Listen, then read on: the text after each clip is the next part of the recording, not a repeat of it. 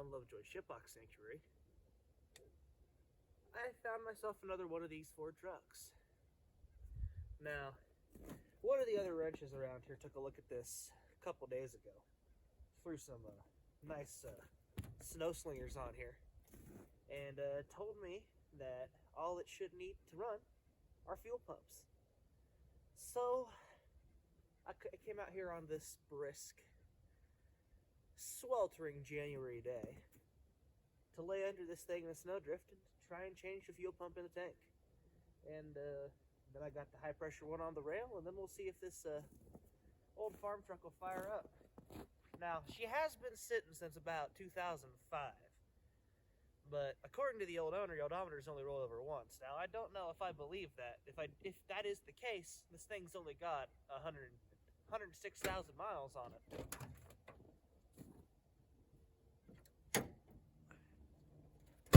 Also, according to the old owner, this was his brother's truck that his brother rebuilt at the body shop.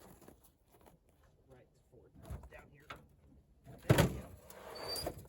His brother took shop classes and rebuilt this thing after a front-end collision.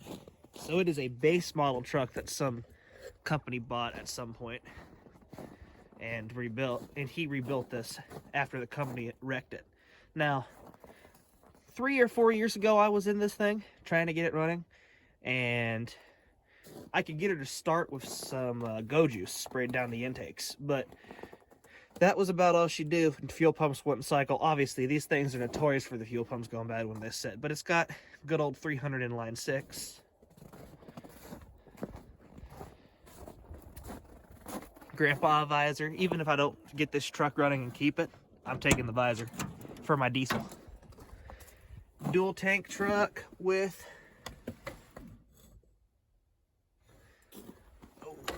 see if I can get in here. That's at 106,000 miles. According to the old owners. Now, for all I know, could be 206, 306, anywhere along that. But it was originally parked because the smog pump locked up on the old girl. And she's just a 2-wheel drive 5-speed unit, so the guy driving it said to hell with it, went and bought himself a 4-wheel drive. So I do have a solution for that. Most people would say, oh, just take the smog pump out, pull all the bits out of it, and put it back and make it into an idler pulley. I'm just going to delete on that. We're going to put on a shorter belt here. They make a, if you order a 81 and an 1/8 inch belt, should be exactly the length you need to just completely ignore the existence of that there smog pump. Might make the trunk run a little funky when she's cold, but pretty much all of these things run funky when they're cold, so that's nothing new. So let's go grab a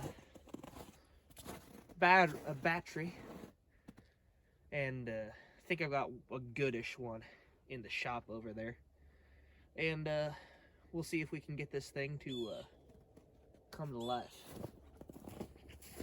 See if we can get any of the electro-digitals working and whatnot. Here we go. I wrote goodish on this unit, so you know she's cherry. Now, the battery cables in this thing are a bit of a mess. I think I replaced them at some point. Replaced them all those years ago. Last time I worked on this rig, but if I remember right, I've got to use the old negative and the new positive to get this thing to work, or it'll just crank forever when you give it key power. I don't remember why, but I remember that was a problem. I thought the ignition was shorted out, but nope.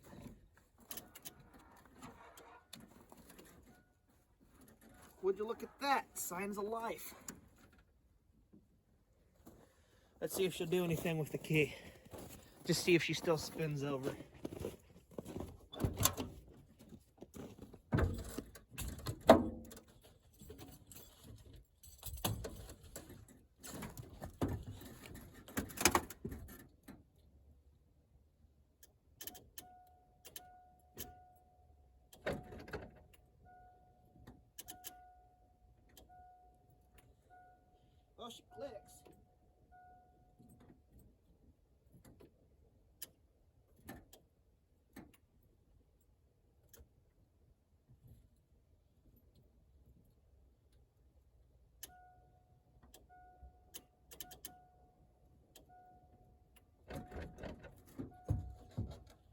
ignition stickage. Alright. The ignition terminal in there must be kind of gummed up, so we'll just we'll operate her with the steel me solenoid here.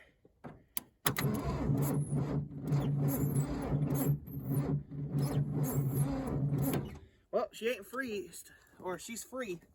She ain't locked up. So we got something going for us.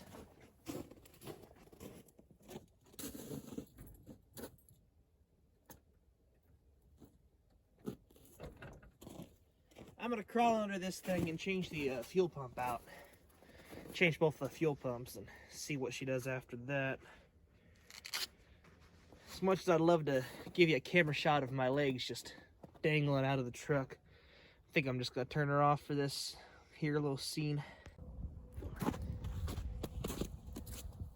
All right, it is a completely different day, to be real honest with you guys. I was working on this thing till almost 12 o'clock at night, and I couldn't get it to run. It just wasn't cranking fast enough. I think this battery just finally gave up.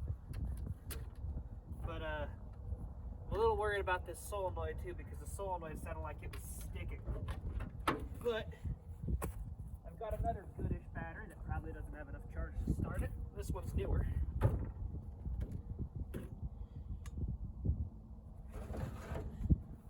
So we'll give this one a try. If all else fails, I can put a new starter cable on it. Alright, well, it's not cranking off into eternity, so that's better. I figured it would just keep cranking.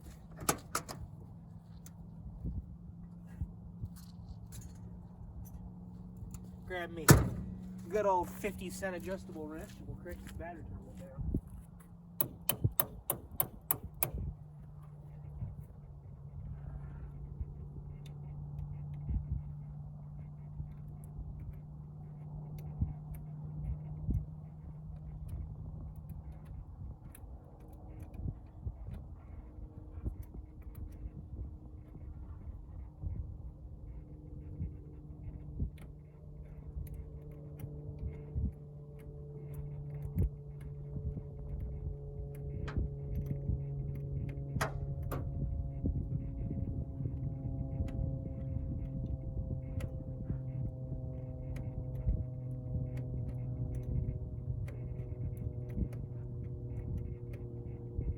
Alright, let's see what she does.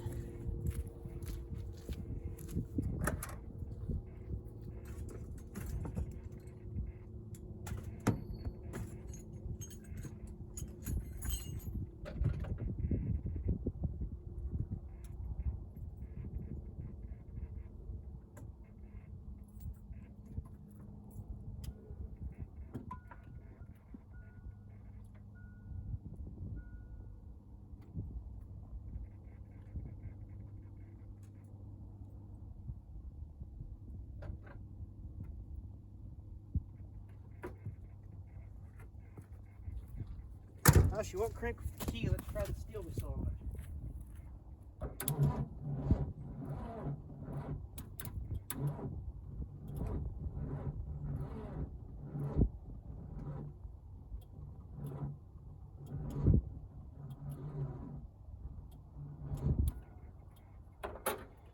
Looks like we're throwing a starter on her.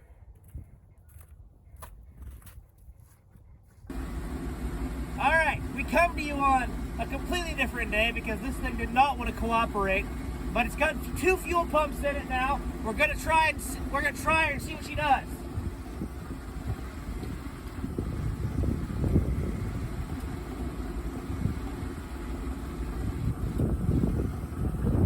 Select the key a couple times.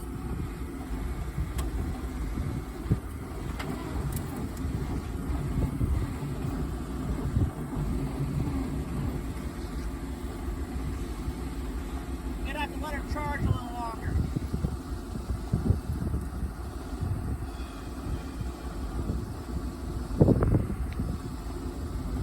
You can stop filming. Well, we tried to get it running before the snow. We really did. Now, yesterday I didn't get it on camera because it was snowing bad, but we did strap a chain to this guy, run him around the property, and try to get him to fire off, and he still wouldn't run. So, the current plan of attack is going to be figure out why she cranks so slow, even with a good battery. I'm going to bet bad starter, bad ground, something to do with the electrical system. Figure out why the ignition's sticky, get it cleaned up. Figure out why it won't crank from the cab anymore. It'll only crank from the solenoid on the firewall. Make sure we're getting fuel to the injectors, and try her again. Alright, it is future Connor here at the editing table. And I realized that last clip I recorded doesn't really go over in as much detail as I originally intended. I was on my way to work and just grabbed it quick. So the plan now with that truck is once it thaws enough that I can work on it without freezing my hands off. It's currently like -16. But once it thaws enough I can work on it. It's supposed to be 40 this weekend, if you can believe it.